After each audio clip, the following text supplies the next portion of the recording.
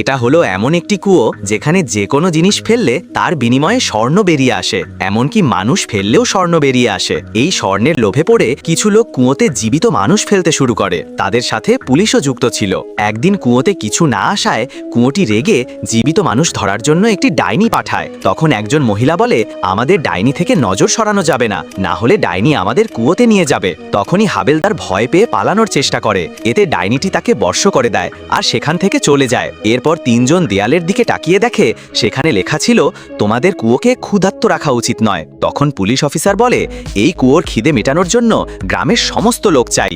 একজন মহিলা বলে, এটা অসম্ভব, কারণ কার মৃত্যু কখন এটা কেউ জানে না। তখন অফিসার বলে, সবাইকে একসাথে মারতে হবে। এরপর তারা কৌশলে গ্রামের সবাইকে একত্র করে একটি বৈদ্যুতিক খুঁটি গ্রামবাসীদের ওপরে ফেলে দেয়। এতে সবাই পরপারে চলে যায়। এরপর অফিসার তার দুই মহিলার সাথে লাশগুলোকে কুয়োতে ফেলে দেয়। এর বিনিময়ে কুয়ো তাদের অসংখ্য স্বর্ণ দেয়। কিন্তু অফিসারের লালসা এখানেই থেমে থাকেনি। সে তার সাথে থাকা দুই মহিলাকেও কুয়োতে ধাক্কা দিয়ে দেয়। এর একাই সমস্ত স্বর্ণের মালিক হয়ে যায়।